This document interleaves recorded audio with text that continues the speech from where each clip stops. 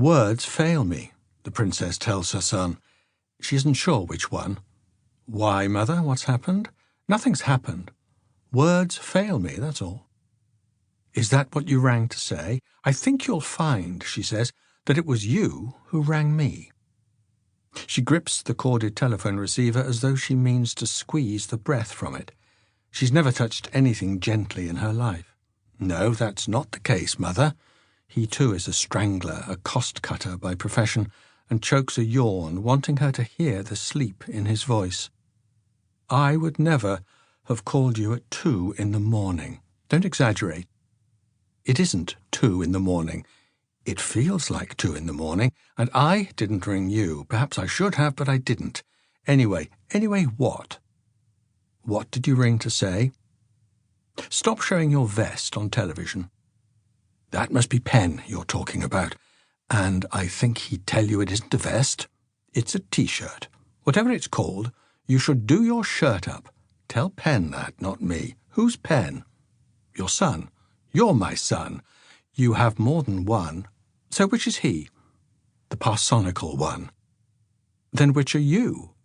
The prodigal one. He knows she knows.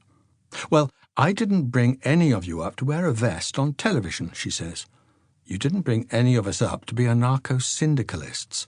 My dear brother is making an ideological statement that is entirely his own. By wearing a vest, it's a T-shirt. The disaffected young are excited by the sight of an aged politician in a T-shirt. Yes, now you come to mention it, I remember I was.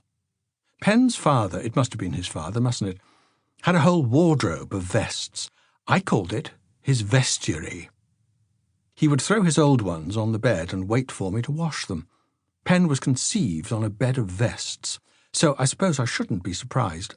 Mother, there's no reason for you to be squeamish. You were conceived in the back of a Rolls. I'm putting the phone down now, if that's all you rang to say. Don't you think vests are slovenly?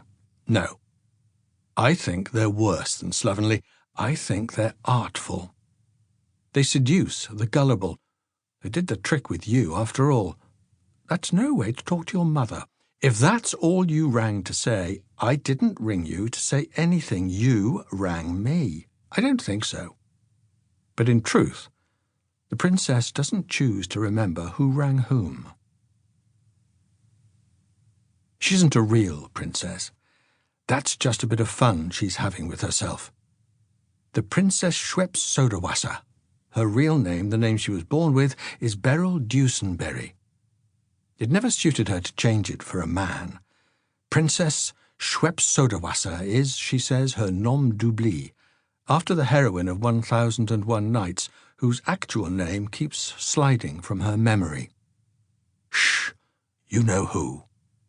She'd thought the reference might amuse her children. They're old enough to remember the 1960s advertising campaign. But nothing amuses her children. They blame her for that.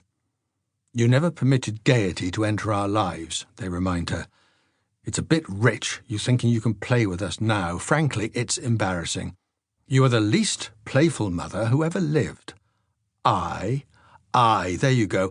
Any other mother would say me. In an age of derelictions, I brought you up to express yourself correctly. You shall be thankful you were born to a teacher and not a scullery maid. What's a scullery maid? The princess commends herself for not saying you married one. Your ignorance vindicates my system, she says instead. As I instructed my pupils in the higher things, so I instructed you. We weren't your pupils, Mother. I haven't finished speaking. Is that you being playful again? I never pretended to be playful. It's in the nature of fathers to look after that side of things. Our fathers were never there. That, too, is in the nature of fathers. But satisfy an old woman's curiosity. You say I was the least playful mother who ever lived. How many other mothers have you been brought up by?